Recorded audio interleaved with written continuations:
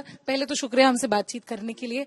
आपकी जो स्टेटमेंट थी उस दिन, कहीं ना कहीं आपने ये कहा कि दिल्ली के दंगों में 2,500 लोग आपके यहाँ से गए और वो दंगे में शामिल थे, तो एक तरीके से ये एक इंडिकेशन थी कि आप इन्वॉल्व थे दिल्ली के दंगे में। नहीं, ये चीज जो है, जो मीडिया के द्वारा क्रिएट की जा रही है, मैं इसका खंडन करता हूं। आप उसको कायदे से देखिए, आप उसको अगर सुनेंगे, मैंने ये कहा है उसमें कि लौनी में दंगा नहीं हुआ, सीए पे दिल्ली में इतना दंगे हुए, हत्याएं हुई। लौनी में हमने कहा था कि इस तरह की कोई हरकत ना करें, और मैंने उस मीटिंग में भी कहीं मुस्लिम नाम नहीं लिया है, मैंने रोहिंग्या और बांग्लादेशी कहा है, आतंकवादियों के लिए कहा है कि रोहिंग्या और बांग्लादेशी बड़ी संख्या में मेरे यहाँ लौनी में भी, और उनके वोटर कार्ड दिल्ली के हैं, ये मैंने उसमें बोला है। और 2,500 आदमी की जो बात मैंने कही है, मैंने कहा 2,500 कार्यकर्ता हमारे दिल्ली में, हमने कहा था कि कोई गड़बड़ करेगा तो उसको ठीक कर देंगे हम। सर, पर आपने ये कहा था कि 2,500 कार्यकर्ता जाके वहाँ पे बचाए, आपने ये बयान दी थी। आप हमारी बात नहीं समझ रहे पूरी। हमने ये कहा था, हमने मदद की, और दिल्ली बॉर्डर पे जो लोग वहां से बवाल करने के लिए लौनी की तरफ आ रहे थे, तो दिल्ली के लोगों को भी हमने समझाया, लेकिन हमारे ऊपर आरोप लगा दिया उसके बावजूद भी। तो बका ये जो चल रहा है देश में, गलत है। तो मदद किस तरीके से? आप कह रहे हो कि 2,500 लोग दिल्ली दंगे में गए मदद करने के लिए? नहीं, क्योंकि वहां पे तो सेक्शन 144 इम्पोज था, तो कैसे जा सकते? दिल्ली में नहीं गए। आपने उसको पूरा जब देखेंगे, दिल्ली में जो मेरी विधानसभा और दिल्ली में कोई अंतर नहीं है। अगर हम ऐसे निकलेंगे तो दिल्ली चले जाएंगे। तो वहां लोग जो बवाल कर रहे थे, तो उनको समझाया, रोका गया। मतलब हमने उसमें बिल्कुल स्पष्ट कहा है कि हमने समझाया, उसके बावजूद भी जो आपने ये भी तो कहा कि 50,000 लोग फिर से जाएंगे, तो इसका क्या मतलब कि क्यों जाएंगे 50,000 लोग? हमने ये कहा कि अगर मीटिंग होगी और कहीं सनातन धर्म को जो जिहादी हैं या आतंकी रोहिंग्या हैं, उनके खिलाफ कोई मीटिंग करनी होगी, तो 50,000 लोग लौनी से हम लेकर के आएंगे।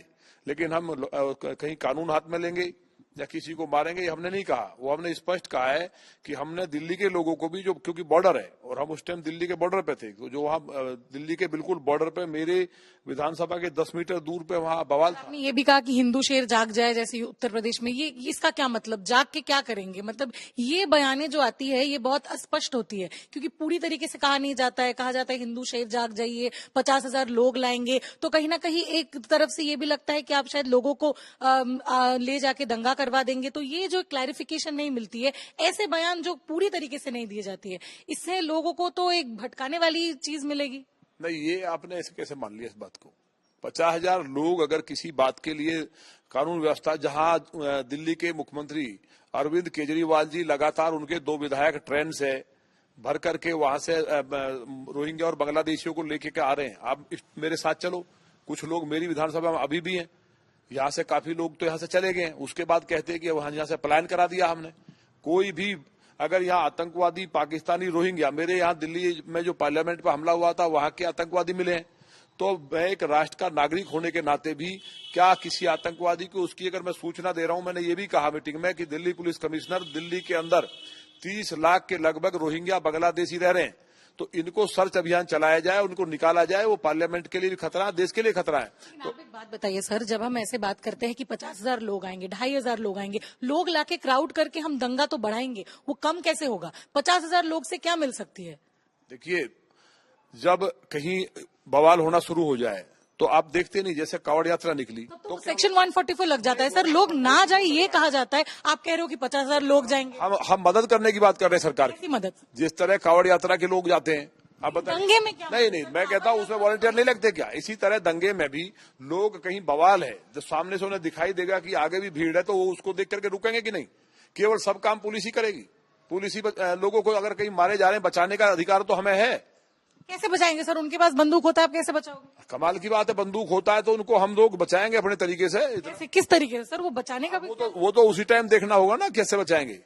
आतंकवादी कोई वहां हमला करने के लिए आ रहा है, अब रात भी इसी तरह का था एक टीवी चैनल पे। तो ये तो मानते हो कि अगर पुलिस फेल हो रही है, तो आप कह रहे हो कि आप लोगों के, चाहे बजरंग दल के लोग हो, ये बयान तो आई है सर कि अगर पुलिस फेल हो तो आपके लोग सड़कों पे उतरेंगे। देखिए, अगर पुलिस अचानक कैसे आ जाएगी? अचानक बवाल हो जाए, मेरे यहाँ से थाना 8 किलोमीटर है, और उसके बाद यहाँ आकर के कोई आतंकवादी हमला कर दें, वही उन्होंने रात कहा। आप कह रहे हो ये सेल्फ डिफेंस को, ये आत्मरक्षा का अधिकार संविधान हमें देता है। रात भी यही जो आपके चैनल वाले जो जिस तरह से चला रहे हैं, हम इस बात को लेकर तकलीफ है क्या सेल्फ डिफेंस में आकर के हमला कर दे, और हम ये कहेंगे क्या कि भाई साहब थोड़ी देर रुक जाइए, पुलिस आ जाएगी तब हमारे ऊपर हमला करना? तो उस टाइम हम बचाव नहीं करेंगे। कोई आतंकवादी आएगा तो क्या उसको छोड़ देंगे हम? या हम मर जाएंगे? हम मरने लेके पैदा नहीं हुए और हम दिमाग ठीक कर देंगे। लॉन्ड्री के अंदर ये सब नहीं चल सकता। हमने पहले भी कहा था। दिल्ली के अंदर भी ये सब नहीं चल सकता। तो दिल्ली के अंदर क्यों चलेगा? क्यों हिंदू मारे जाएंगे? अरविंद केजरीवाल जी क्यों नहीं जाते हैं? दादरी में उत्तर प्रदेश में अखलाक, जिसने खुलेआम गाय काटी है, अगर उसको भीड़ ने मारा, मैं उसका समर्थन नहीं करता मारने का, कानून हाथ में लेने का, लेकिन उसको मारा तो वहां केजरीवाल जी, अमित शाह जी, वो क्या सॉरी वो राहुल गांधी जी और वो अपना अखिलेश जी तमाम गए।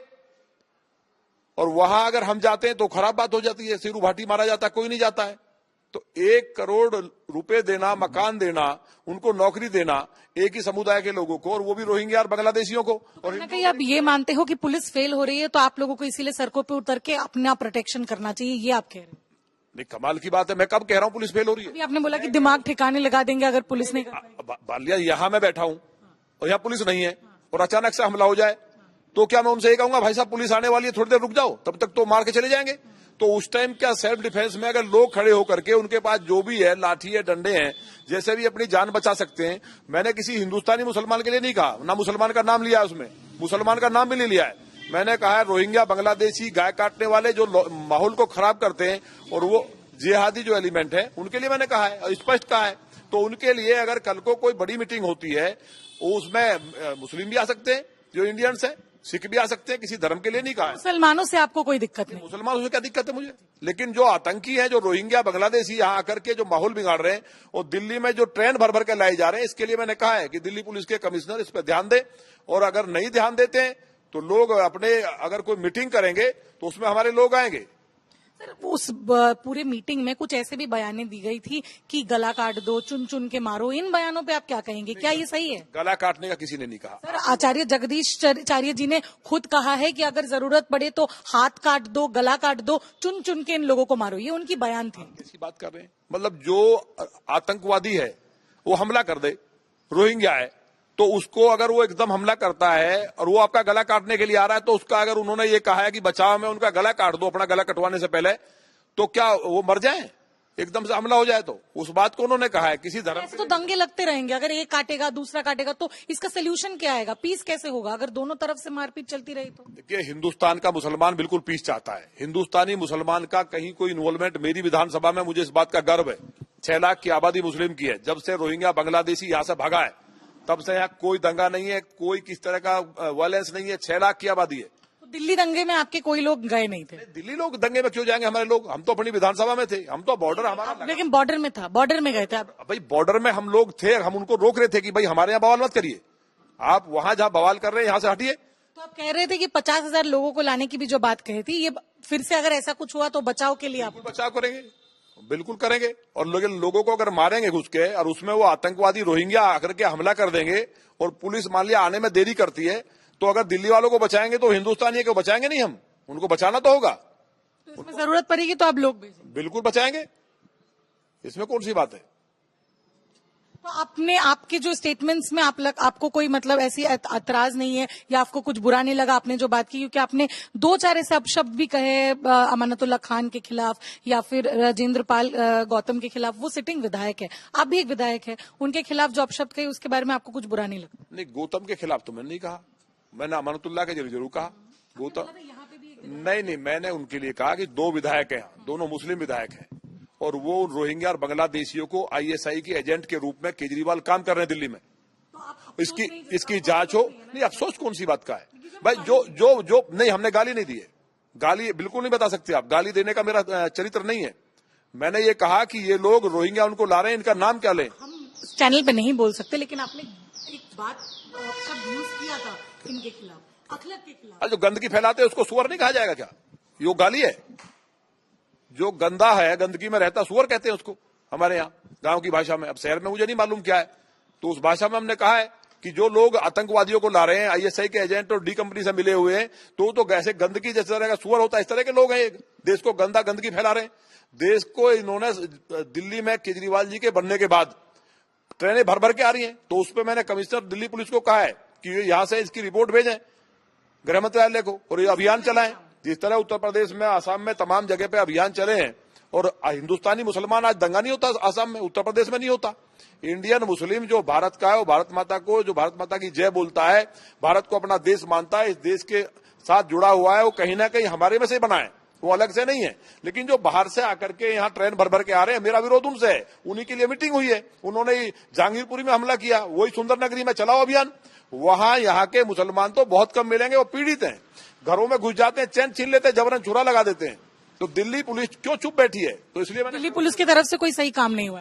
देखिए, दिल्ली पुलिस को अगर एनकाउंटर कर दे, खुलेआम छुरे से कोई मार रहा है, पकड़ करके उनको तुम वहां बैठा करके जेल में, उनको बढ़िया फैसिलिटीज मिल रही हैं, उनका क्या बिगड़ रहा है? वो तो यहाँ भी ऐसे ही, ऐसे बांग्लादेश में थे, म्यांमार में थे। तो ऐसे लोगों को तो शूट आउट करना चाहिए। ये हमने डिमांड की है, ज्ञापन दिया है बाकायदा, उसमें कौन सी बात गलत हुई है?